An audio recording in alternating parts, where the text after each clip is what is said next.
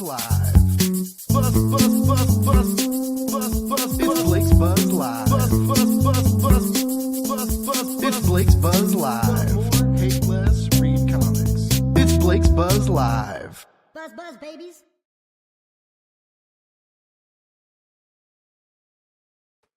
Buzz, buzz, babies. It's Monday. Thanks for hanging out. We start a little bit late tonight, but you know what? When your guest is worth it, you start when they tell you to start, baby. And tonight's guest is so talented and awesome. I can't wait to bring him in. But real quick, as you know, got to drop that quick announcement real quick because, as you all know, I am the social media manager for Metal Ninja Studios. We are a suite for indie comic creators. We've got in-house writers, editors, letterers, book designers. We do Kickstart design for some people, right? We can help bring your comic project into reality. It's a very, very cool company. I love working for them. But one of the cool things we're doing right now is we are running a charity, the Metal Ninja Trample the IH Challenge. IH is intracranial hypertension. It is a buildup of spinal fluid that not many people have it. Doctors don't really know how to treat it. They need to do more research. They need to do more testing. And to do that, the Intracranial Hypertension Research Foundation needs money to do so. We are trying to raise money for them. We've got some cool merch you can buy. You can go to the website and donate directly to the organization. We've made it super easy. I'm posting a link in the chat for you guys to check out. And I know like not everybody has the means to donate or buy merch. I know things are tight for some people, right? So, but honestly, like if you go to this website, if you scroll all the way to the bottom, it makes it really easy to share to various social media platforms, and sharing helps a ton. So if you can't buy the merch, or if you just, can't help, monetarily right now, sharing really does help. And we would really appreciate to help spread the word. It's for a good cause. I've never run a charity event before. It's very cool, and I'm very much enjoying it. And speaking of enjoying, I have a very talented artist in the green room ready to come out right now. He's worked on the himbo Kickstarter phenomenon, Beef Bros. He's now working on this new book from Image that is so good. I'm so excited to talk about it. It's called The SCHLUB. I've got Tyrell Cannon in the house. What's up, Tyrell? How are you doing, sir? How's it going? I'm doing great. Thanks for having me. It's good to be here. I'm stoked to have you. I've been a fan of your artwork for I love Beef Bros. Like Beef Bros was just man. Like something like this SCHLUB too is like I like how the colorists you work with, they keep your line work like very bright and vibrant. Not necessarily as like hi-fi, you almost have to squint to read it like Beef Bros, right? But the SCHLUB is very bright and inviting and very colorful, and it just really brings out the chaos that you bring to the panels, right? Like your detail, your character designs, the action, the way they emote, like you do so many things right.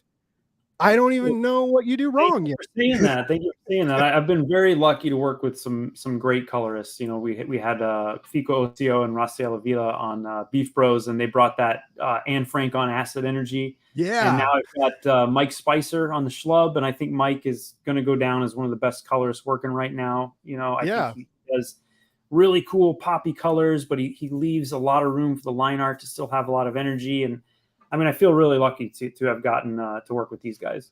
Yeah, I thought Mike Spicer only worked on like Maria Wolf's colors and Daniel Warren Johnson these days. Like, to like pull him away from his comfort zone and his his deadlines and stuff. No, you guys definitely lucked out on this creative team. It's so solid. Issue 1 is the final order cutoff is the 31st. 31st of July is final order cutoff for issue 1. We have a bunch of cool covers. Stegman's doing covers for every issue. I'm doing covers for every issue.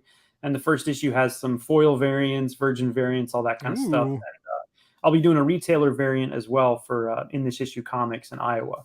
Oh, so cool. That'll be announced or shown soon. Nobody's seen it yet, but that'll be shown soon too. That's exciting. I used to go way too hard on the retailer exclusive variants. I call myself a recovering variant addict now. I'm really into David Nakayama, and when David Nakayama was first coming out, like he only like before Marvel and DC started giving him like cover A's and B's regularly, you had to get his retailer exclusives, and I would like his his Hellfire Gala variants and stuff that he does for the X. I spent stupid, and then I started buying like the Virgin variants because I was like, you can't let the trade dress get in the way of this beautiful art, right? And so I quickly learned that like these are beautiful covers, but like spending $20 to $25 an issue after shipping and stuff it's just a rough. Yeah, like it's already, we already have like an expensive habit, right? In this in this deal, and we're trying to keep it pretty, paring it down for these first few issues. We do have some variants, but I think that we're like, let's focus on making it the coolest comic we possibly can. And if we had decided to do some more variants, great, but that's, I mean, I'm the same way. Like if Trad Moore does a cover, I gotta buy it. I gotta have it. And there's a few artists like that where it's like no matter what they're doing, I've got to check them out.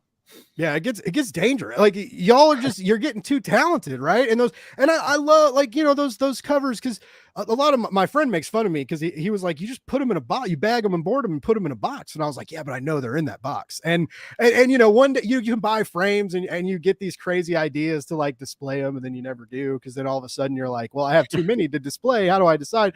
But yeah, no, I like the retailer exclusive covers. I think it's a cool program, especially for shops too. It helps shops generate some extra income and build some hype around their storefront, which I think is good for the comic industry, right? It's a little bit different than like, the 1 in 100, 1 in 50 kind of crazy phenomenon that people get irritated with sometimes. Right. But yeah, you're the SCHLUB. What basically what we're getting to here is you're the artist on the SCHLUB. Ryan Stegman is under the writer's helm now, crazy enough. Ryan and Kenny Porter, you're on the art. Mike Spicer doing those glorious colors, and John J. Hill doing the letters. I have so much faith in this creative team already, and after you showed me that first issue, man, it's great. Like it is so good. Here's my first big question is, how hard do you guys struggle to bring in something new and fresh and invigorating to the superhero genre? Like, your art and style and vibe, I think, speaks a lot for itself, right? But this is a hard, I don't know what I'm trying to say. It's a heavily flourishing garden already. And to like get your plant in there and have it grow and become something beautiful. Like how do you guys try and remain in that genre while, we're pretty lucky in that Kenny and Ryan both, especially Ryan, have a really rich history with the genre of superhero comics. And so, what they both bring is a really deep knowledge of stuff that's come before and great runs on different characters and all these different things. And then, but at the same time, when you're working on a Marvel or DC book the way they are, you don't really get to explore things to some places where you might want to, because there's limits you can take those characters. And also there's all this history that you have to consider. Yeah. And so the cool thing about working on your own superhero is that you can sort of be referential and reverent towards those really great things that we all love and have read for most of our lives, or the movies that we like and all those things. But then you can build a new world for people to check out and hopefully turn it on its ear a little bit. Like one of the things when Ryan pitched it to me to see if I was interested in working on it was, I hadn't, it was baffling to me that I hadn't ever really seen a real body swap superhero comic. I was like, this is such a cool concept, because it's a concept we're all familiar with in comedies and action movies and things like that. And it just gives this rich ground for really exploring the difference between, a hero and a normal person, and where they share similarities and where they share differences, but not in the way that I think we've seen superheroes deconstructed in the past. I think in the past, the deconstructions have always been kind of dark and that's great. Yeah. I love Watchmen, but it's kind of cool to deconstruct things in a way that feels a little more relatable to most of the rest of us who just, we're all kind of schlubby in some ways. And we need to, see what would we do if we had powers, or what would Superman do if he was trapped in my body? Yeah. But I think that if it was me, he would weep. He would he would be like, what am I doing? Yeah. I mean, there's a lot of that going on too. There's a lot of, fun things that you can do. And then Kenny and Ryan are both so incredibly like just a well of just cool ideas. Like every issue every single issue, there's something new and different for me to draw. Like I've never been so like just kind of on my toes because there's new characters in every issue, there's new twists in every issue, there's new action set pieces, and it's just been like the kind of comic where the other thing we're trying to do is really make it about the comic. We're not trying to sell a movie or something. I mean, if that happens someday, great, but like we're trying to make the best comic we can, and part of that for me is the sort of amazing episodic nature that comics can have, where every little piece of the story gives you another little something to pull you along a little further. It gives you some new characters to wonder about who they are and where they come from, and are we going to see them again, and all that. So I don't know. I mean, I think the genre itself is really huge and has a lot of possibilities. And I think that if anything, especially with the popularity of Marvel and DC right now, I think if anything, like we're not seeing those risks taken because there's so much focus on these established characters, and that's cool. Like there's nothing wrong with that. I love those characters, but I think a lot of people are probably interested in seeing something new and something that they can jump in at the ground floor and like see these characters build up over time. It's very rare you get that opportunity. Every now and again you'll get it with Image books, but they're usually sci-fi and stuff, which is cool. But the last thing I can think of like this is something like Invincible or My Hero Academia, things where they're building the world with you as you're a reader. You don't got to go back and read 6,000 issues of X-Men to get it, Yeah. I love that two of the titles that I was reminded when reading this was I bought I've recently in the last year, I've gotten really into manga. And I love manga box sets. Like you put all those books in a box, I just got to have it. I may not have time to read them for a while, but I just like having those boxes. And I bought the My Hero box set, and I've read a couple volumes, and it's very, very cool. But there's that not total body swapping, but like kind of power swapping, power sharing deal going on. And then, I too thought of Invincible and the Plutonian, but as you mentioned earlier, like a lot of times when these circumstances happen, it's really, really dark. And the Plutonian is a very dark, troubled, mentally ill superhero, right? And that series by Wade I love it. But it's a lot, and it's heavy. And this isn't heavy yet. I feel like there's some themes and things you guys are playing with where there's going to be moments where it's going to get more serious, this relationship with like Roger and the ex-wife and stuff. I feel like that's going to be played with more. And like, there's like a sadness there kind of, right. But it's not an overbearing sadness. It's just adding a bit of complexity to this narrative you guys are building. But it's very cool that we have like this new superhero, these new villains, this like bigger universe, right? Cause Sirius is from another planet, and there's worlds to explore here, but you guys feed us all the info you need. You feed it to us very organically in a fun way to just make like a solid premiere issue, right? There's a lot of like breadcrumbs that are sprinkled that we could go off and collect in numerous ways, and I'm very excited to see where these characters go, how they evolve, right? I won't spoil the end of the first issue, but something happens at the end of that first issue where you're like, oh, like a temptation is real. It's easy to your views of morality change when you all of a sudden are in this like beautiful, physically perfect body with all these powers, and temptation happens. And that's, I'm super, the young Catholic raised schoolboy in me is like, oh, like, there's the devil and the angel on his shoulder kind of, and like, which way is he going to pull? And I love that. You've just like after one issue, your readers, your audience, you've got them thinking about a million things and a million and one reasons to get excited for that second issue, which is what you want in a successful premiere. No, I mean, I'm glad that you're, it's good to hear these things. We've been working on it for a while, and it's fun to hear what people are excited about. And I know a lot about where it's going, and I feel like the things that people are getting excited about are the same things that we're excited about. And that's, I think, a really good sign that like, people will be on board for all the different things that happen. And as far as the tone, we definitely want it to feel funny, but we want to feel like there's a lot of action in it. But at the same time, we want you to care about the characters so that you can be with them as they go through all these different trials. To me, I always think of things like buddy cop movies or action comedies, something like Die Hard, like especially like Die Hard 3 or the Yeah. Lethal Weapon movies, or even like Pineapple Express, where there's moments of funniness, but there's moments of drama, and there's like gore, and there's like a little bit of everything, because I think that most people that are going to read these kind of comics are probably fans of all those different things. And so we're of the mind, like, there's a way to make it work. It works in other mediums. Not every other medium has every story be just serious or just funny or just action.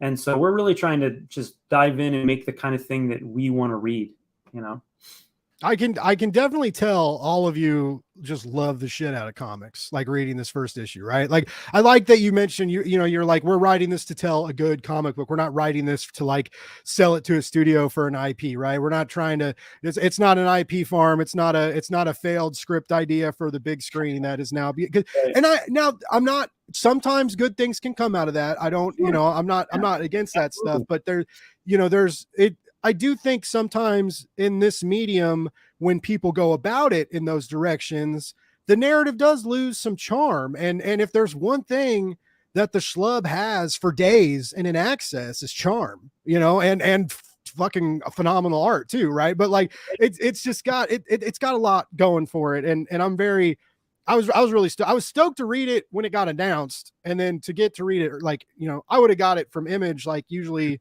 a week or so before, whenever Image sends it out, because I'm on their press list. But to get to read it early, and now I get to be one of those guys that's like, I get to be like, oh yeah, I read it, it's really good. It makes me feel important. So like already this comic has a lot of things going for it on my end.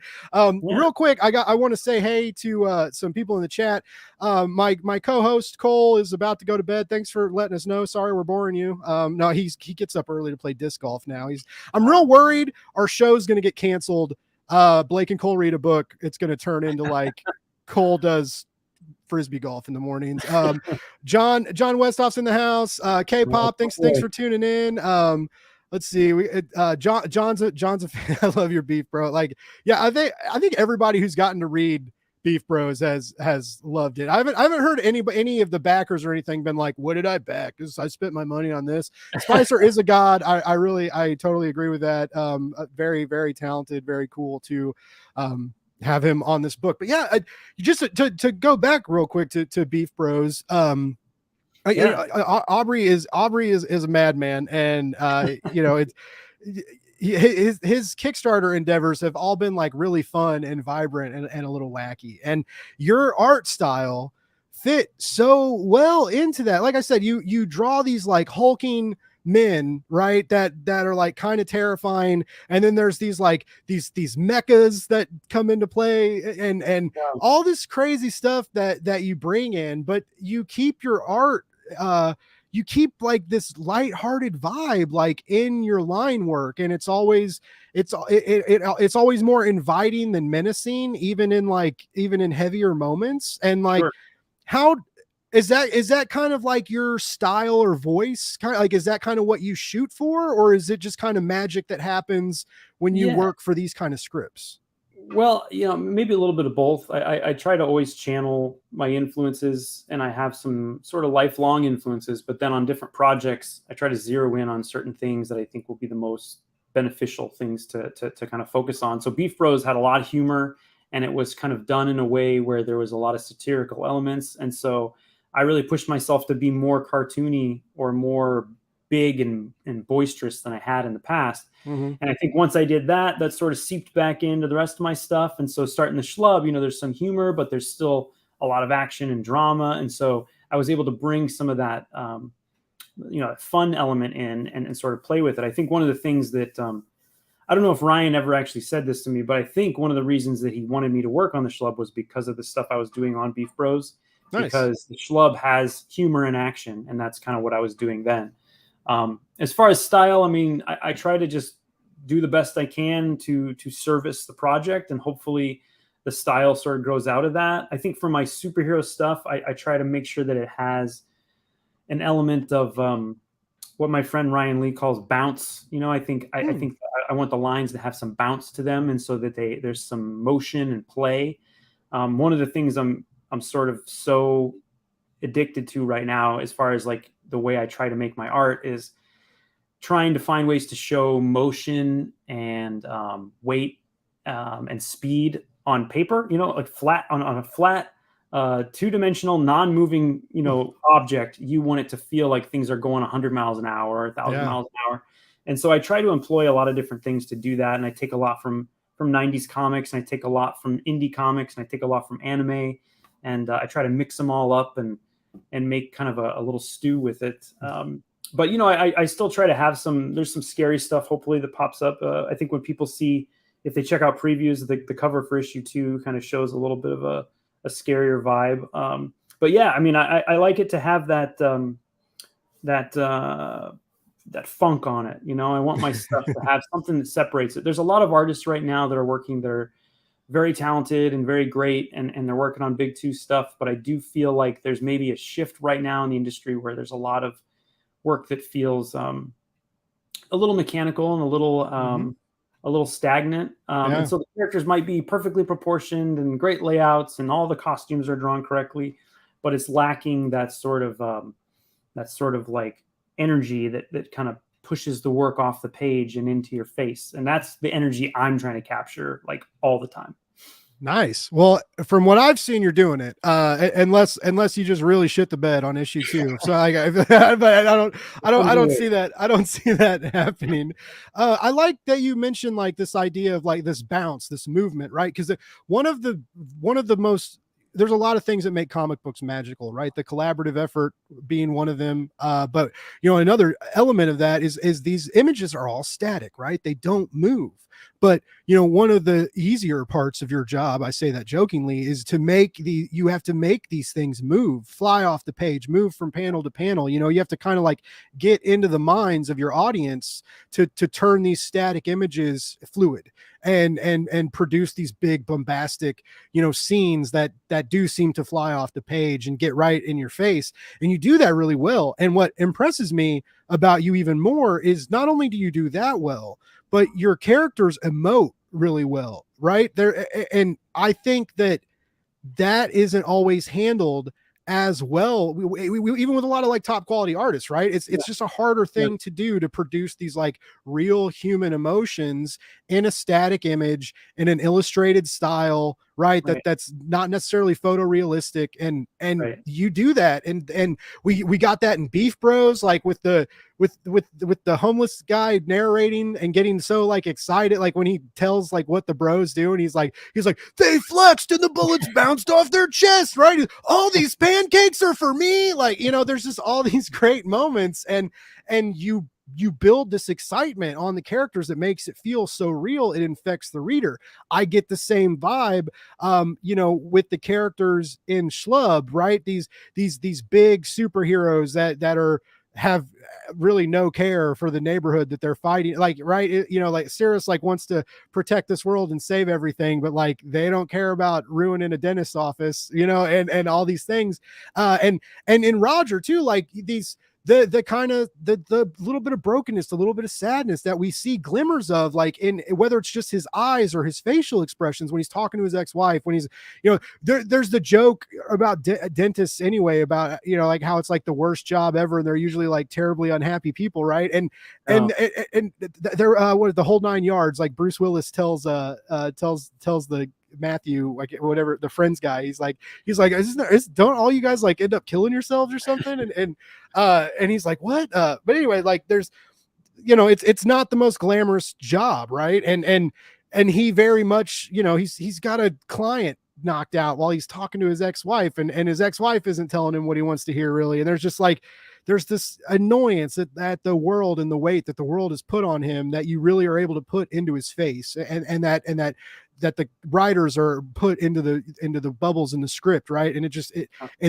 and these moments feel very real and very human, and that's juxtaposed with these like great big bombastic moments that the issue is mainly full of. And anyways, I just think that adds like a huge like a lot of depth and layers and just more reasons to really appreciate what you guys are doing in this premiere issue. And this is your number 1 issue. Like these are hard to pull off, even when you guys are seasoned pros and you've done this before, right? It's a new series, a new IP, creator owned, right? And so there's always that there's always that kind of nervousness too. Like, did we do it? Did we pull it off? We love it. Of course, you know, you guys love it. It's your baby, but like, how is everybody else going to feel? And I don't think you guys have anything to worry about, honestly. It's been good to hear a lot of the reactions, and it's my first book at Image, which is a big deal for me. You know, it's been a long journey for me to be doing my work full time, and an even longer journey to get to this point. And being a 12-year-old growing up and buying the first Image comics, you know, and wanting that so bad,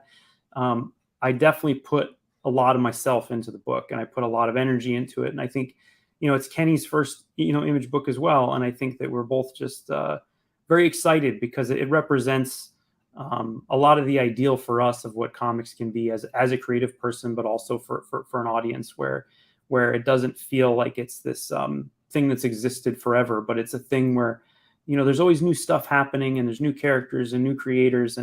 And so, you know, we definitely have put a lot of hard work into it. And I really do hope that people like it. And I try to make every page interesting and dense. And I put Easter eggs all over in there, just like I did in Beef Bros. There's always something to go back and look at again. Because even though comics, in my opinion, are very cheap, $4 or $5 for a book, that's a steal, right? Yeah. But I still want people to have a reason to go back and look at it again and enjoy the art and maybe catch some of the character interactions they missed. And so I try to think really hard about the different expressions and what they could exemplify in that character and what the character might be going through at that moment. Because, you know, those are the moments where you really connect with somebody, you know, with a character. And that's when a person can really connect with the book. And I think a lot of stuff, like I said before, that feels more mechanical, it's lacking that sort of empathetic face that you can put on it, you know, where you can look at it and see yourself in the problems that the characters are having. Nice. Well, that's again, congratulations on the first Image book. I know I've talked to a handful of creators that have gone through that deal, and I like that, again, that excitement and all these little things that really add to the vibe that you guys are bringing, right? Like there's just a lot of passion here. There's a lot of love for comic books in every single panel, and it's impossible not to notice. And I do love your Easter eggs and the amount of detail that you put in, and especially with like, you know, bystanders and passersby, right? And just like the little bits of love that you give that you wouldn't necessarily have to, right? Like, you know, an artist told me a while back, you know, work smarter, not harder, right? And you know, they put the details in when they need to, and then pull them away when they don't. You know, not every panel needs a background, and not every panel needs to be like oversaturated with little trinkets and little oddities and stuff. And I really appreciate artists that take the time out of their busy schedules and how already, you know, how long and arduous sometimes drawing a page of comics is, right? When you're hunched over a screen or your desk, or you know, whether you draw digitally or with pen and paper, like, you know, there's just a lot of work that goes on there, and to put extra work in just for your audience to get a kick out of it, for you to get a kick out of it, you know, I really appreciate that. It's so cool when you guys go the extra mile. I think the work shows, and it pays off here. I really think so. Yeah, you know, comics are a very laborious thing. You know, it's a lot of work, but that's why part of me has a hard time not doing it to the fullest extent that I can. You know, I think that, you know, it's going to be a thing that hopefully has a life that's a little bigger than mine, in the very smallest sense that it's in people's hands that I've never met, right? And so to me, like, I want it to feel special. And there's days where it's hard, and you're like, man, I could just cut some corners here, and you know, you got to be smart about that. But I think that the last thing I want to be is just a tradesman, you know, a craftsman. Like, I still feel like I'm an artist. I'm a creative person, and I have a vision. Yes, I'm collaborating with people, but we all have a vision, and we have sort of you know, feelings and things that we're trying to get across. And you know, if you're not doing that, like, I might as well kept my day job. You know what I'm saying? Like, I want to do a special thing if I'm going to do this, and it's hard and it's a lot. But I think at the end of the day, I've always thought that if you put work in, you know, people will eventually appreciate it. Hopefully before I'm dead. that's the dream, right? Are you, do you do digital, or are you pencil paper? Like, how do you do I'm this? a little bit of a hybrid. I do my thumbnails on like an iPad, and then I print my thumbnails onto Bristol, and I do all my pencil and inks on Bristol board. Oh, cool. And then scan it back in. And if I'm coloring, I color digitally, but I'm not coloring this. But yeah, I would say I'm like it's probably like an 80, 85 to 20, 15, more traditional over digital.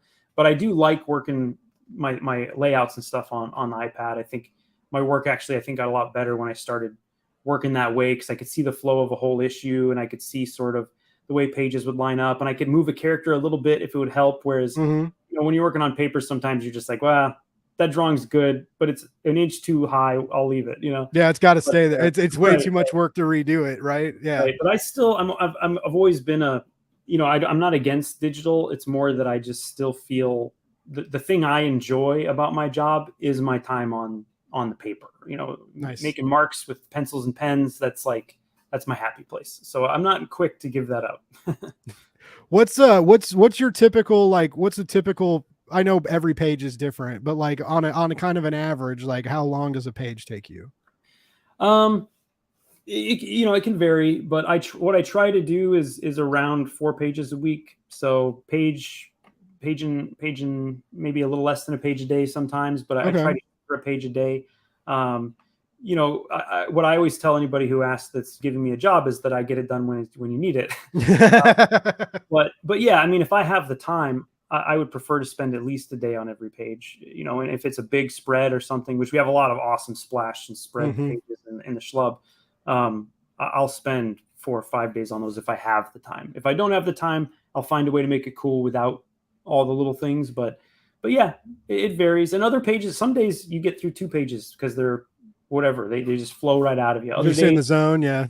Right. Like I've been working on the same cover for like 3 days right now, and I'm having a little bit of a block. I'll get through it, but that should have taken me a day. Sometimes it takes a little longer. These are so what I try to do when I'm working on a book is to just build that into the schedule. I tell the people I'm working with, it's about 5 weeks to turn around 20 pages. And then we kind of go from there and then build in maybe some padding at the end if you can. It all depends on who you're working for and what their schedule is, but I try to do a page a day.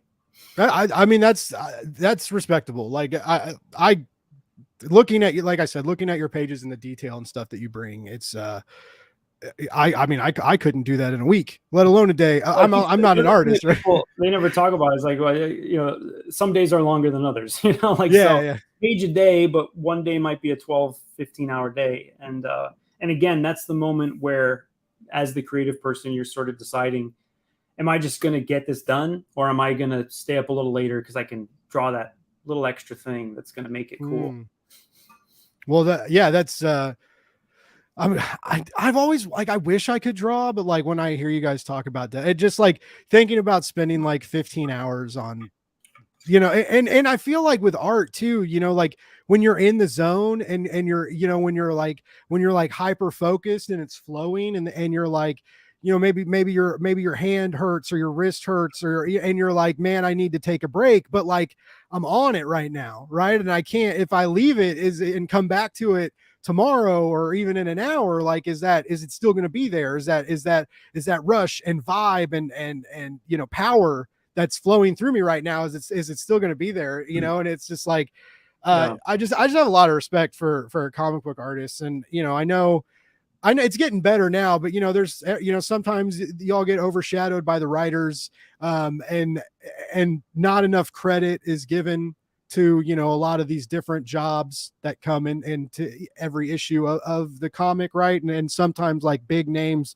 overshadow stuff. And that's one of the things I love about Ryan Stegman is he's an icon and he's huge and he's doing all these crazy, awesome things, but he's very humble. It's at least like the image that I've gotten from him, like seeing him like talk and how he is with his co-creators and stuff. And it sounds like you're having a good time working with him too. So like it just feels like it's a good team. There's good vibes. Yeah. There's a good energy. It's nice. I mean, I'm very fortunate in that, I'm getting to work on a book with some people that have had pretty long careers already that have really built up a lot of good faith with the audience. And at the same time, though, I just happen to get along with them really well. And so, it's like, of course, if Alan Moore wanted me to draw a comic, that'd be great. But I don't think me and him would be talking on the phone every day and driving the way I am with these guys. So in a way, this is better, because I think that the work is better when you have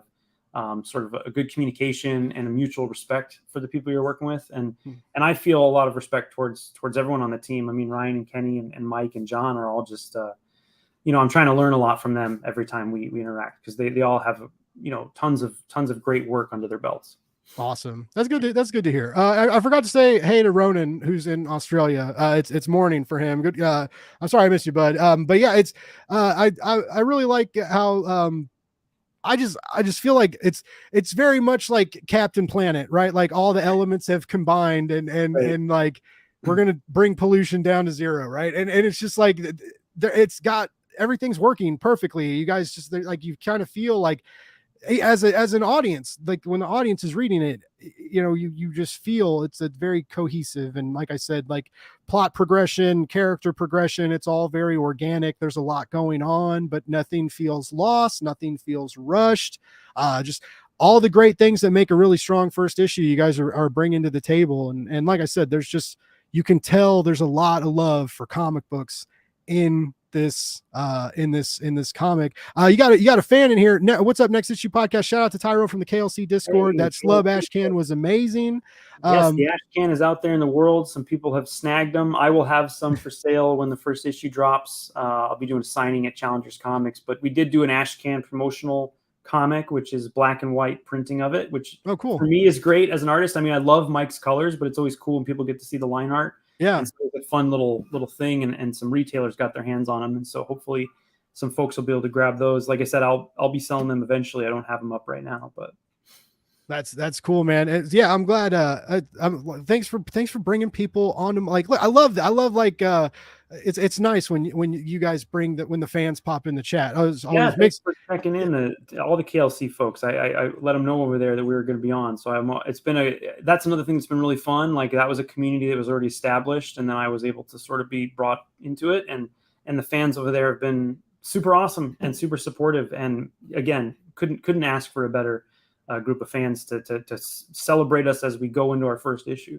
Yeah, they're doing some cool stuff over there. I'm a big fan of Vanish. I didn't when I heard what Vanish was about, I didn't really know that it would be my kind of book. It's not like I'm opposed to fantasy, but it was this weird like amalgamation of like fantasy and super heroics, and like and I was just like, it sounded interesting, but like, yeah, when I read that first issue of when I got the trade, right, and I was just like, okay, like they are doing some cool stuff over there. And so yeah, to get that to get that imprint label on this new Image book, I was like, that made me even more excited, because I was like, okay, like I was like, they're bringing the heat. Like you can't start there and then, like I said, it's not like failure is impossible, but when all the cylinders are firing and everything's working, it gets really hard to mess up. And so it felt like that's kind of how this came about. Yeah, we were smart because we gave ourselves a lot of runway. And so the thing that also, growing up an Image fan, I wanted nothing more than to make an Image book, but also I wanted nothing more than for Image Comics to come out on time. And so we gave ourselves a lot of runway, and I'll be pretty much done with the entire series when the first issue's out. I'll probably be wrapping up the end of issue. Well, I say the entire series, the entire first story arc. Okay. Which the story arc ends in issue 6. I mean, there's tons more stuff, but I'll be wrapping that up around the time the first issue comes out. So this book will be on time. If you put it on your poll, you can guarantee that'll be one book that every month you'll be picking up 100%. Always good to hear, because delays are a real thing, and I'm not opposed to delays. I look at delays in comic books like I do with like delays in video games. Typically, like I feel like it's better to give it the time to succeed than to push out something to make everybody happy. Absolutely. But like when you get 22 pages or so a month, right? If it becomes like 2 months or 3 months, you kind of lose that momentum. That there's so much else coming out in indie comics from Big Two, it gets a little easier to get lost in the shuffle, which is something, when you have something this good and this powerful, you don't want that. You don't want it to get lost in the other things that are coming out on the shelves. So that's good. So you got a 6-issue arc going now.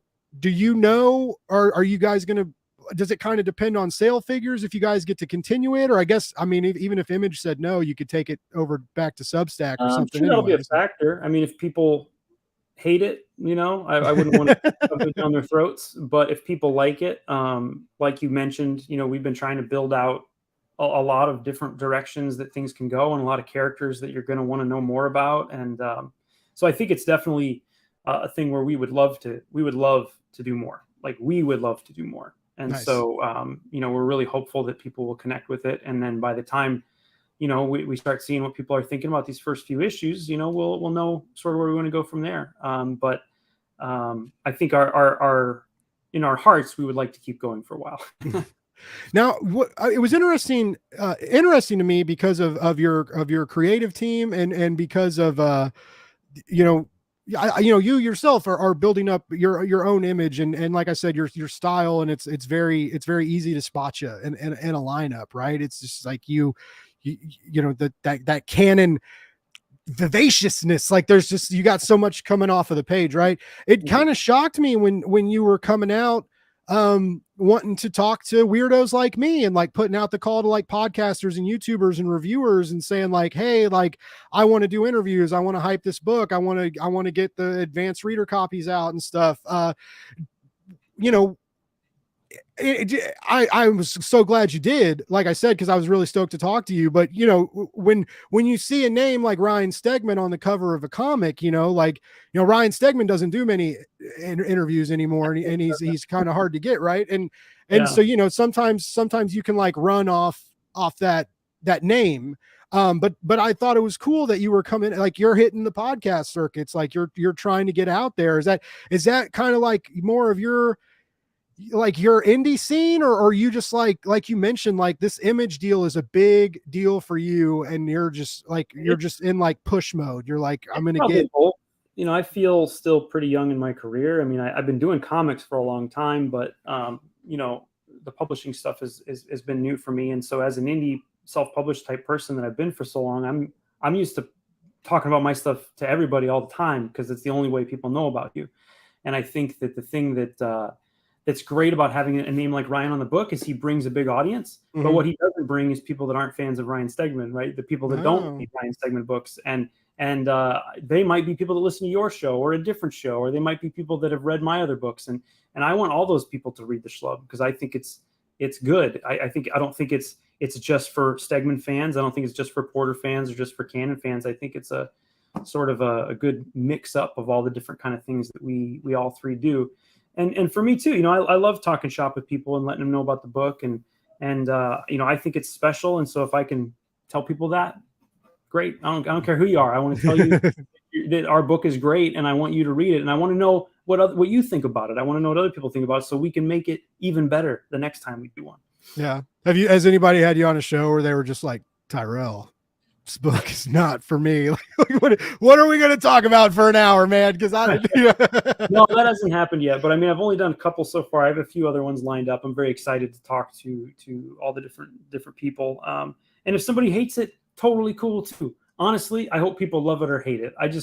The last thing you ever want to be is mediocre, right? Just to have someone be like, it's okay. Yeah. Right. And that's another reason I try to go big with a lot of the things I do, and just be like, people are going to think this is the coolest freaking thing ever, or they're going to think it's goofy and they're not going to like it. And that's totally fine.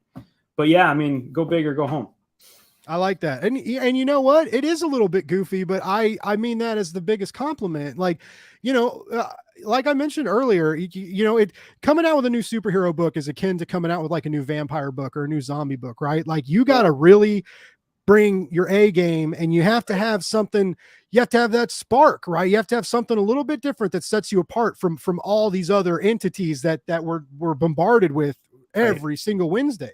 And that goofiness, it makes sense. Superheroes are fucking weird. They are goofy. They wear their underwear on the outside of their clothes sometimes. Like the whole idea of superpowers is just like, it's intriguing, but it's like, we all get obsessed with these like superheroes. I'm the same way, man. Like I love my X-Men. There's like a lot, and it's just like, could you imagine the chaos of a world where these beings were real? if super soldiers were real, if people could fly and punch down buildings, and it would be pure chaos, right? It'd be like, yeah, they'd be inspired. Like they would inspire some people. There would be good, good things would come from them, but like property values would be annihilated. No one would want to live in like New York or whatever Gotham City might be, or Chicago, or like they would make their presence makes the world more dangerous, and which is funny because they solely exist to like protect us from these outrageous threats. So like the whole superhero phenomenon is kind of goofy, and I like that you guys are having fun with that, and you're using this like body swapping trope, which is something that's we've seen in numerous elements, not quite this one though, right? So it's you guys are using some tropes that we're familiar with to make something really new, and I congratulate you guys, and it's so cool. I'm so glad you guys were able to find each other and come together and make these risks like pay off like as well as you do in this first issue. Yeah, thank you so much. I'm really glad you enjoyed the issue because, we put a lot of work into it, and I think we are doing something different and something special, and we're definitely not trying to, it's not a book about making fun of superheroes, but it's a book about people in this world where this craziness exists, and like what do you do if you become intertwined with that craziness, and what if you're a person that makes a lot of bad decisions, like Roger? Roger makes a lot of bad decisions, and he's his own worst enemy, as they say. I mean, like a lot of us. And so I think that's something, it's one thing to say, well, what if superheroes were evil? We've seen that before. But it's not like Roger's not evil. He's just an idiot. He's a schlub. He's a screw up. And I think that that's something that we can all relate to. But we can also relate to wanting to have more power and more agency in our lives. And I think when you get superpowers, you probably immediately are going to just overstep with your agency, as probably will happen with Roger. And the converse side of that with Cirrus being in Roger's body, and that idea of like having some random moment of life render you totally helpless, which is a darker, sadder element but another one that a lot of us can relate to, right? Because it's like, when life gives you lemons, make lemonade, but sometimes there aren't any lemons, man, and sometimes you're diabetic and you can't drink lemonade or whatever the reason, but it's sometimes it's hard to escape from these dark places, and that's another element that I'm excited to see, is how this weighs down on a superhero made helpless, even though slightly comical, that he's put into this balding, pudgy body that is nothing heroic about it, right? And how they're trying to kind of help each other, and it's this really awkward kind of buddy cop scenario I feel like could be playing out. Like there's a lot of really cool things going on here, like going past the superhero genre, going past the body swap trope, like you guys have, it's rich with paths that you could take and ways to play with the narrative as you continue through this first arc. And like, I read a lot of comics, and I'm very lucky. I get to read a lot of comics for free. I'm on a lot of press lists, and like I do a lot of PR work and stuff now for people. And so, I'm just constantly reading new books that are coming out on Kickstarter or coming out from indie publishers and stuff. And there's some, I love, there's great stuff coming out, right? But, a lot of people play it safe, and a lot of people play towards marketability and towards like, what kind of characters can we make that are going to sell and move issues? Like what are shops going to want to buy? What are shops going to want to stock on their shelves? Right. And I think people restrict themselves a lot and restrict their storytelling prowess even to go into like what is marketable, what is selling right now. And this, like I said, this just doesn't feel like that. Or maybe it is a little bit of that, but you guys just understand comics so much, you're able to organically implement these things to where we don't notice, but it just feels fresh and fun. Yeah. I mean, that's the idea, is that we want it to feel fresh, and we want it to feel new. I feel like it's everything you love, but new. I think it's like a, you find those little pieces, and it's sort of like the process of making art in general. Is it's not like you create in a void. You're always looking at other things, and you're reading other things, and you're talking to other people, and you're sort of soaking up their energy, you know, and then you're trying to channel that energy from these other artworks, these other people through your filter of yourself and into that. And it's going to turn into something new. I think if you're trying to emulate what's popular, you're always just playing catch up, and that's never going to play out very well in the long run. I think, you know, you got to take some risks. You got to try to do things that maybe won't work, you know. But I think that if you're trying to put your own twist on it, you know, I think you're always going to be doing something better than if you're just trying to replicate what X, Y, and Z artist did before you. Or writer or whoever, creator. Yeah, I fully agree. You got another fan in the chat. Comics, Coffee, and Metal says that you have mastered both the heft of chunky dudes and the dynamics of action storytelling. Master in the making. High praise, which I totally agree with. Also, Comics, Coffee, and Metal. Thanks for tuning in. But yeah, it's, you just bring about so much great elements to the page, and I love. You know, again, I'll mention, like, you've worked with some really great colorists that really know how to bring your line work to life.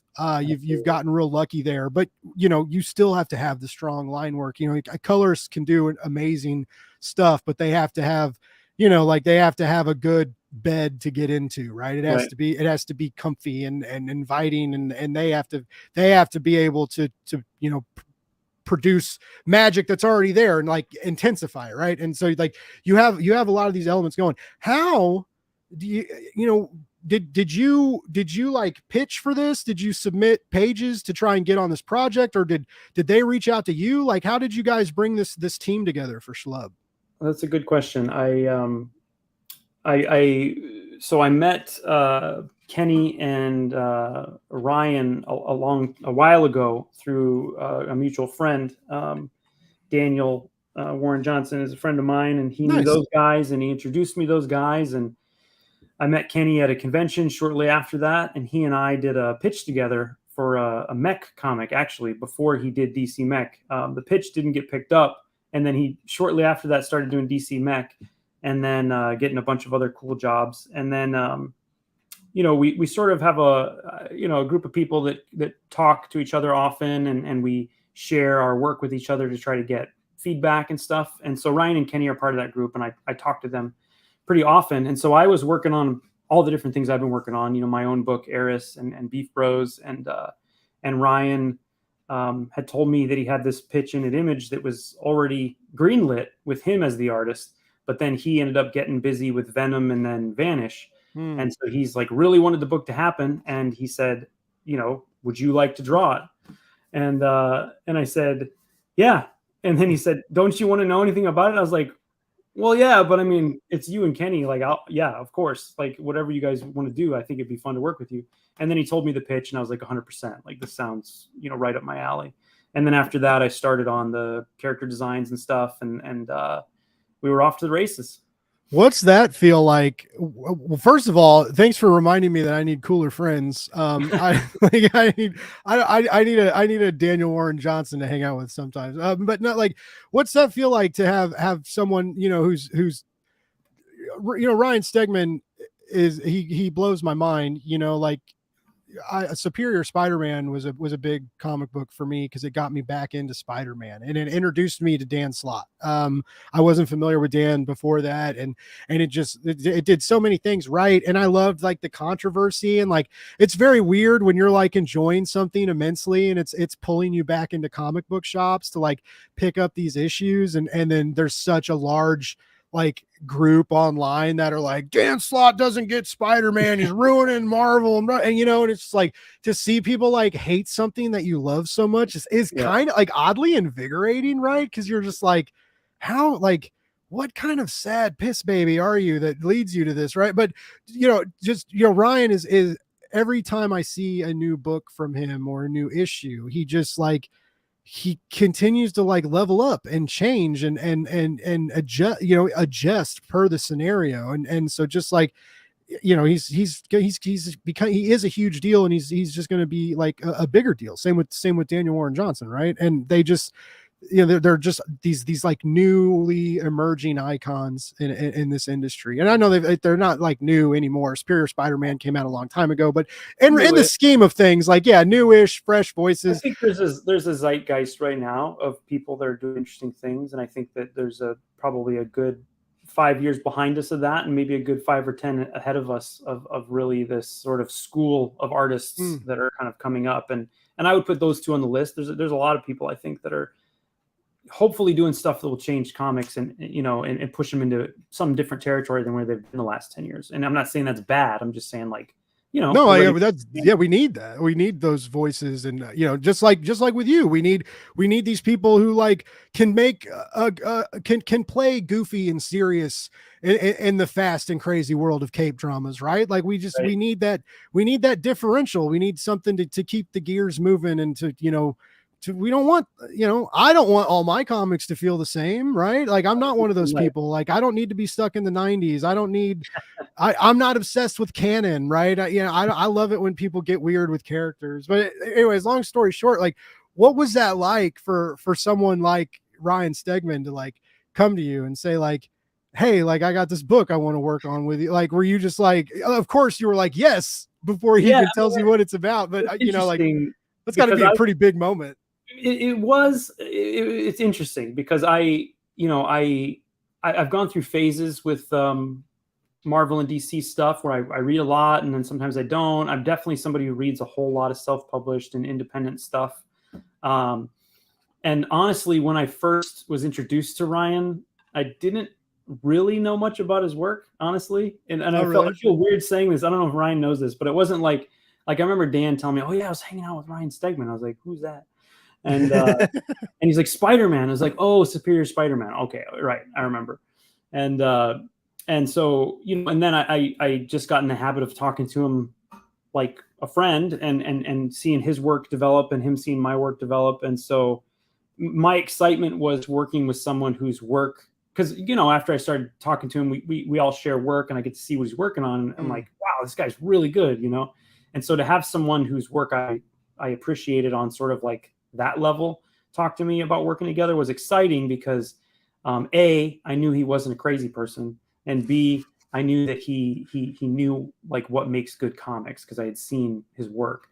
And so I wasn't as starstruck as maybe as I would have been if I had been a big Superior Spider-Man fan. Okay. But it was more like excitement to work with like someone who obviously, he's given me tons of advice, not, about my art, but also just about being in comics and just to work with someone who feels helpful and exciting and excited to do it. That was kind of the big thing for me. But yeah, looking back on it, once I started getting involved with Ryan and saw how rabid his fan base is, I was like, oh, wow. Okay. Like Ryan's a big deal. That's cool. Like it's always nice to be in a position where not only do like you get to flourish, but like, the feedback and that you get to learn and grow on, on top of just making a cool comic. That's exciting. When you were saying like how he continues to get better, and that's because I try to do this. I try to be a student of the medium always. I want to continue to learn. And Ryan is 100% the same way. Like even though he's been doing this forever and he's one of the best artists in the world, if someone gives him some feedback that could help improve the work, he takes it and he does it. Mm-hmm. And I think that he has a lot, he plays like he has a lot of ego, but I think that he just wants to be the best artist he can be. And he always sees a new hill to climb. And I think that's why he keeps getting better. Nice.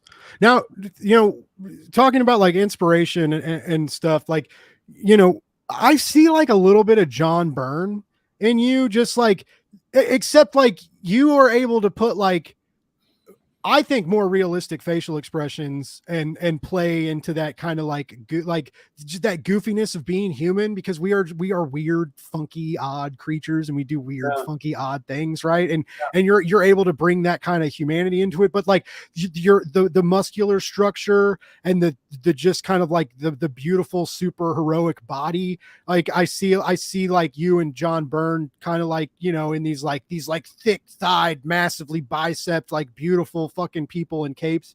But like, what are some inspirations like you pull from, whether like from a comic series or from like specific artists? Like, what do you read that gets you pumped up to make more comics and to try new things? For sure, man. It shifts and changes a lot. There's some constants, but like I do feel like, I'll look at somebody very intensely for a while, and then I'll maybe try to look at something different.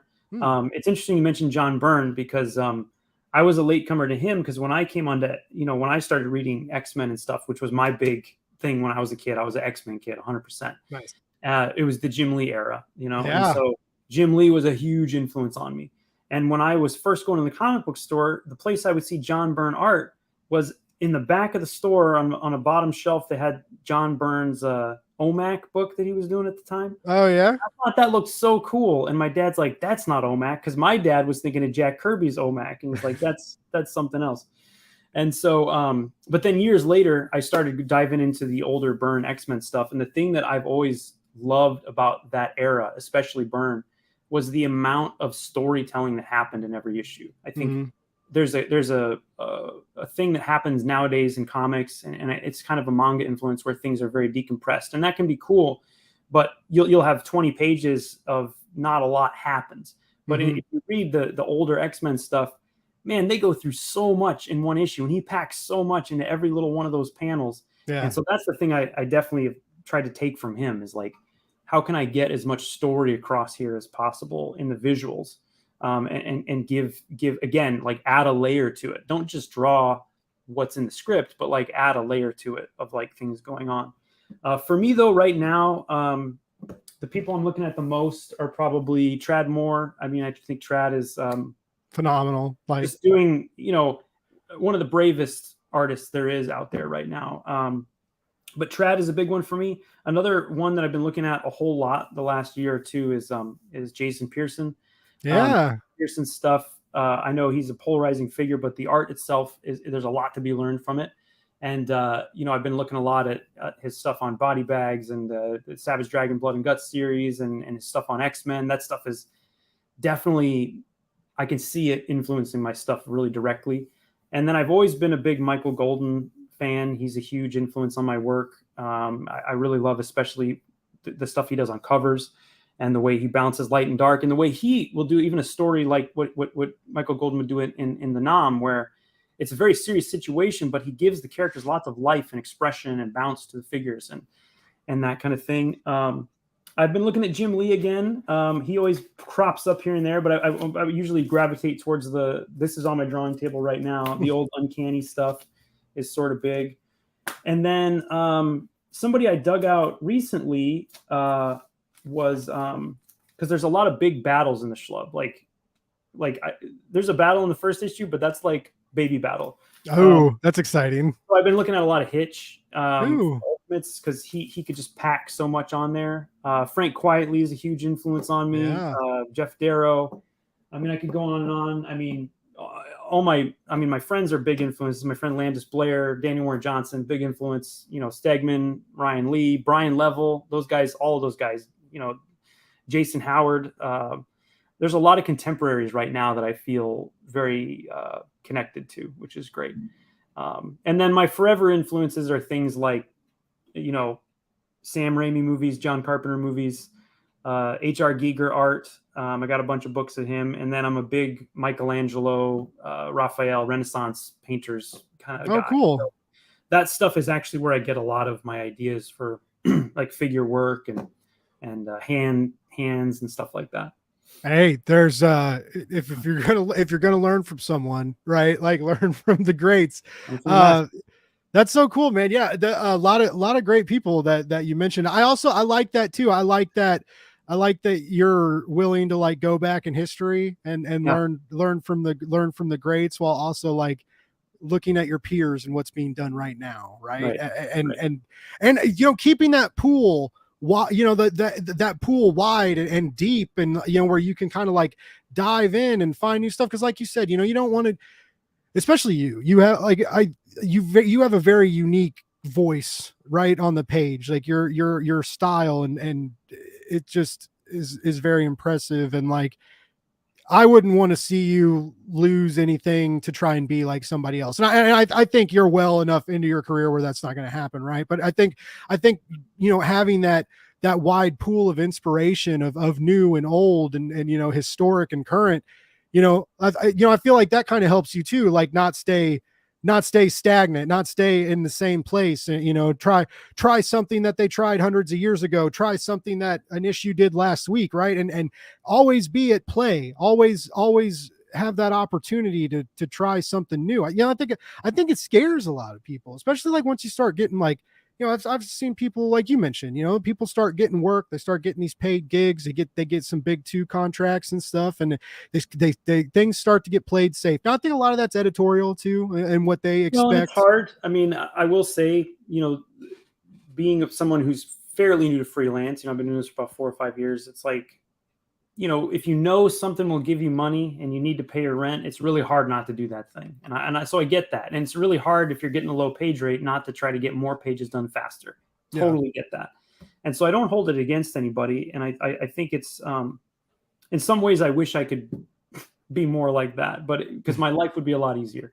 But I don't think that, I just don't think I can do that. I think that I have to push myself. I don't have that. Like I said, if I just want to put in my hours and clock in and clock out, there's much better jobs for me to have than this one. Yeah. I've done that before and I had those jobs and they were great. But yeah, now it's like, I want to do something that again, outlives me and has a reach bigger than me. And hopefully people think is special and gives them some sort of enhancement to their lives. That's what we're trying to do. Well, I challenge anyone to read something like Beef Bros and read something like the SCHLUB. And I mean, I feel like if people really don't like it, just like detest it, then I don't think comic books are for them necessarily. It's just like there's a lot of fun in comics. And yes, I love dramatics and I love when things get serious and I love when things get heavy. I love when capes get heavy, right? I love watching Superman and Batman be vulnerable, right? I love the drama in the X-Men and how they're they're constantly picking themselves up, to save a society that would sooner spit on them than thank them, right? And I love those elements too. But you guys are just doing something a little bit different, a little bit more fun, and like I said, just paying a lot of respect to the medium. And I can just tell that there's like a lot of love there, and I can tell that there's a lot of love there between you and your co-creators, right? Like you guys are having fun, and when that happens in a story, the reader can sense it, right? I mean, I know I review comics and I read things a bit more carefully than other people do, but vibes like that are hard to miss, right? It's like when you read the new Brubaker Phillips John, right? And it's like that shit captivates you and glues you to it because they're having fun and they're also at their prime and still, they're not at their prime there, but I think they're approaching it. Like I thought they were there almost with like Reckless, and then like Night Fever fucking went off the rails. And I was like, okay, still, I still don't know what to expect from you guys. Right. But they love each other and they love working for each other and with each other. And they love comic books. Right. And that's why they're making great comic books. And I feel like SCHLUB is there, right? It's not noir, right? It's not crime noir. It's something different. You're in the superhero genre, but that love and respect that you have for your peers and your co-creators, it's impossible to miss. And when those elements like come together on top of a good story, on top of your fucking crazy awesome art, like, it's just like the magic's happening. And so I really would be interested to, I don't know if I'd want to talk to them or not, but interested to see someone who's like, this just isn't for me because blah, blah, blah, blah, blah, and it's just like, because I just feel like everything I love about comics I got in SCHLUB issue 1, and there's no way I'm going to miss issue 2, right? It's there. There's a lot of, I think that I think that a lot of people have a sensor for, a sense of authenticity, when they encounter a person or a piece of work, and you can tell when it's being made in good faith and when it's not. And I do feel like I hope that we emote that, because it is something where we we're trying to do it, you know, for reasons that I think we all think are great. You know, we love the medium, and I think there's a lot of people that just don't check out superhero comics, and I think that I want those people to read this, because I think that we're hopefully opening a little bit of an in for people. Not only is it a new property,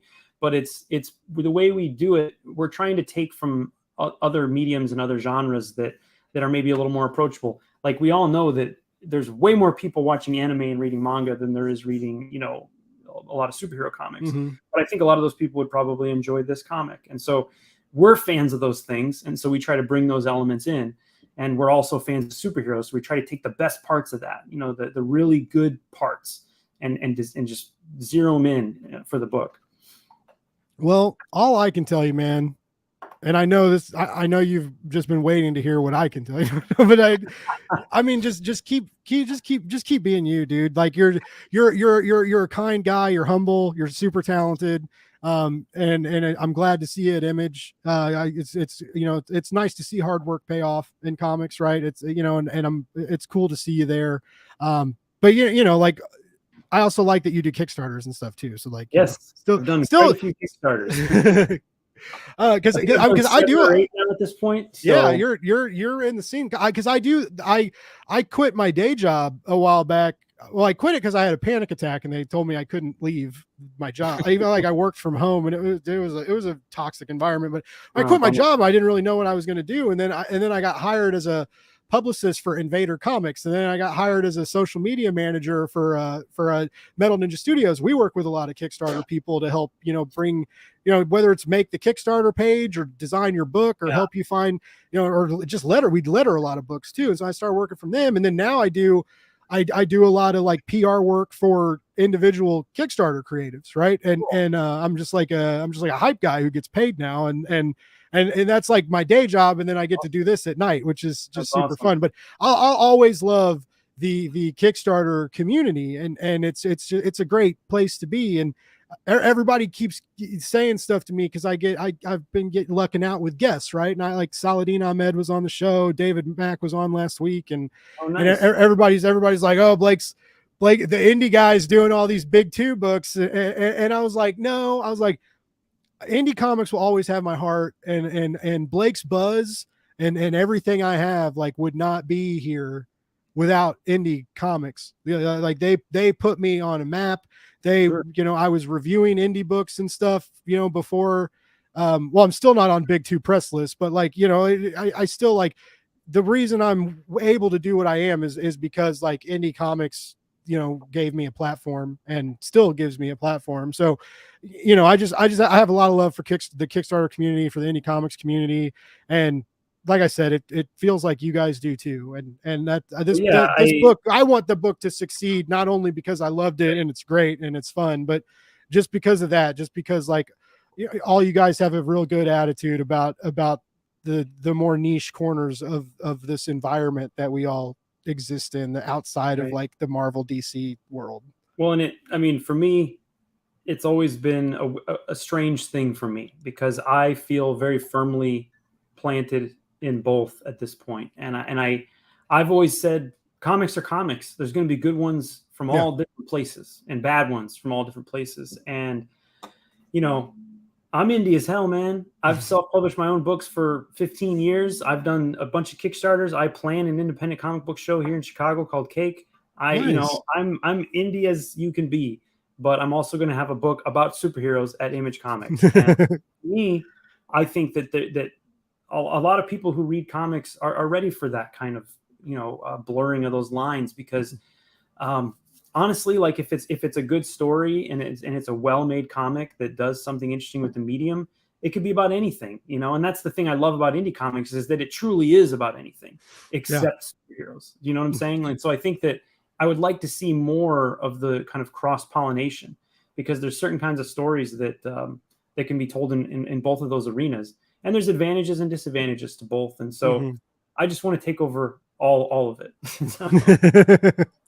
Hey, I'm with you, because especially with Kickstarter, right? Like, Kickstarter used to be like, basically it was like, why are you bringing a superhero book to Kickstarter, right? Like, that used to be kind of a vibe. I think that vibe has died out now, but that used to be, it was almost like creators got bullied for like, don't bring that cape shit around these parts, Sonny. Like, like it used to have like that kind of vibe to it. And it feels like that's dying out, but I'm with you. Like, a lot of superhero comics have to play it safe, either to canon, history, editorial, or whatever the next big crossover event is too. Right. That's another crucial element to a lot of these narratives.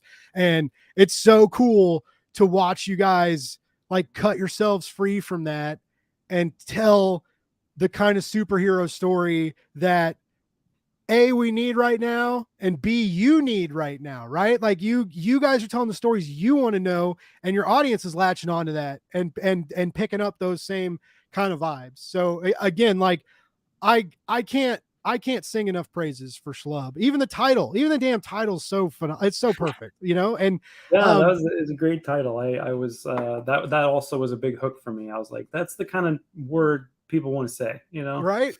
Like it reminded me of like Palmiotti's like the Pro, right? That kind of like that kind of raunchy, dirty, like I've definitely never read a superhero book like that before, right? And so just kind of like that, just the title alone gives you some really great vibes. But yeah, man, it's really cool to see what you guys are doing, and I'll tell my audience this. I'll tell anybody this who asks me. Like, the SCHLUB #1 needs to be on your pull list. You need to tell your shops to pre-order that, which you can. You can pre-order it, before the 31st to secure that on your pull. And not only would I would just say pull the series. Like, I don't even think you just need to get the first issue, right? You tell your shop that you want the whole kit and caboodle. The first 6 issues, and if everybody gets those issues and enjoys them, which I do think you will, the likelihood of this coming back for a second arc, right, gets greater and greater.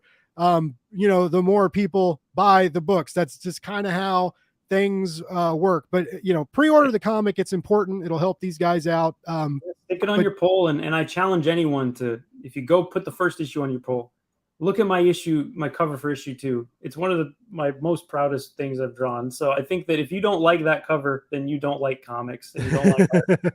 So I think that, like, I want to see more, because I'm part of the creative team, but I do get the scripts after they've had some talking. Right. So I oftentimes get them, and I'm excited to see what happens with the characters next. And so, like, right now I'm waiting on this, just the tail end here, and I'm so excited to see kind of how it ends and what I'm going to get to draw with it. Nice. Like I said, your excitement is contagious, and it's in panel contagious as well. Now, Tyrell, has been great talking to you. I've kept you over an hour. I always try and keep my shows I try to get them to an hour, and it never fails. And then they usually go to they'll go to like an hour and a half, or like. But anyways, I know it's late and everybody's got things to do. I don't necessarily have things to do, but I know other people have like deadlines and all that good stuff. But the polite host that I am, this is the part where do you have like a newsletter or anything we can sign up for? Absolutely. Shop front, something that we can shout out, let people know where to keep track of you. Absolutely. So the easiest thing to do is just go to tyrellcannon.com. That's just my name, TYRELLCANNON. Coolest name in comics. Go to my website. I've got links to all my social media. Right now I'm on Instagram and Twitter. We'll see what happens with the other ones. I have a newsletter, and I don't spam anybody or anything, but it is the best place to find out about when I have new books coming out, new products coming out, and when I drop original art and commission lists. Nice. For example, I tell people this because I get asked this a lot. They want a commission. You're going to find out about it first on my newsletter, and the last 4 or 5 I've done, the newsletter people get the slots before I ever get it onto social media. So that's the best place to find out about those kind of things. And then I will do drops on the original art and stuff from the SCHLUB when every issue comes out. And along with that, I just started doing some streaming myself. I'm a little baby streamer over here, but I did on Tuesdays, I usually will do a little stream where I do some live inking. When the book comes out, I'll probably do some behind the scenes director's commentary on the pages and stuff. Cool. So, and then I also have a Patreon, but all that stuff is linked through tyrellcannon.com. All right. Well, yeah, everybody go check that out. That's it. How do you like streaming? It's kind of, it's like, it's a different deal. Cause I used to do podcasting. Now I'm addicted to these live. I like the live show. I like not knowing what can happen sometimes, right? There's things I like about it. I've done a few podcasts in the past, and I really liked that. And I tried doing some videos on my channel of like demos and stuff, and those are fun. But honestly, the reason I like live streaming now is that I can turn on the camera, and now I have a video on my YouTube page. And it's done. Before I had to like edit it and all these things. And I do appreciate stuff with production value like that. Yeah. But right now, I have a 3-year-old and I just don't have time to do all that. So the nice thing about streaming is that it's easy for me. I get to interact with people, which is great. People get to ask me questions and stuff. And then what I usually work on those nights is stuff that's kind of a cool down, fun activity for me. So I'll do a small drawing that's just a character I want to draw, or something that I just need to wrap up, or maybe I'll work on a commission. And so it's sort of a break from the grind of doing pages for me. So I enjoy it as just sort of a fun time for me to draw for myself. Nice. Well, that's cool. I'm gonna have to check out your show. I'll look it up. With Tyrell, YouTube. Oh, nice. I mean, it's just my YouTube channel, but that's what I call it. So.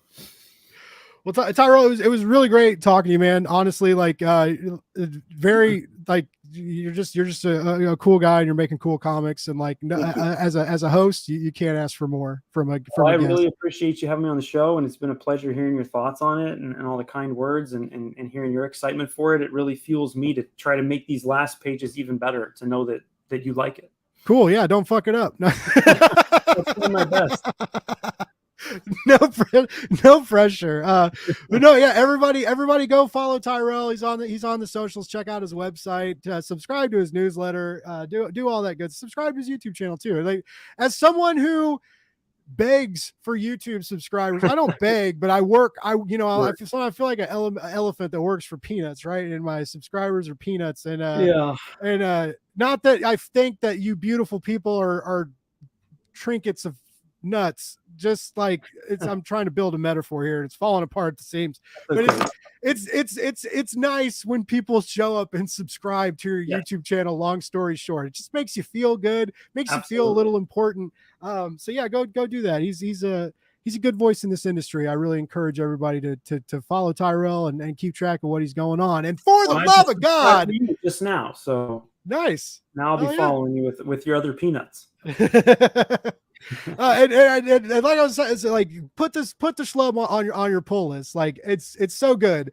It's so good. It's so fun. And honestly, like at the end of issue 1, I have no idea where it's going to go. I just know I'm excited for it. And in regards to a new series and a new imprint, a new title and stuff, like that's about all you can ask for, right? You read an issue and you had a great time, and now you just wait for that next one. That's the only bummer about getting to read these things early sometimes, right? Because it's like, now I got to wait 2 months. It's really hard. So hey, the life of a streamer is often strenuous and full of struggle. All right. Well, everybody who tuned in tonight, thank you so much. Thanks for talking in the chat. Thanks for tuning in. I really appreciate you guys. Tyrell, dude, is anytime, man. If you ever want to come back on, or a new project or anything Blake's Buzz can do for you, dude, happy to have you back anytime. And unless you got anything else left to say, I'm going to set you free and play the music. Just thank you to you and everyone who watched. I really appreciate it. Hey, appreciate you coming on. Everybody, love more, hate less, read comics. You know that's what we do. We live by it. We die by it. Get this on your polls. Get the SCHLUB. Track down Beef Bros if somehow you guys missed out on that, because I read it again to prep for this interview and like just forgot how fun and absolutely ridiculous it is in all the best ways. I will be back tomorrow night. Blake and Cole read a book on Cole's YouTube channel. I'll be back Wednesday with Annie Nascenti. Kind of nervous about that one, but I'm super excited. That's gonna be an early episode too, by the way. It's gonna be like 3 o'clock. I think I gotta check. That one won't be.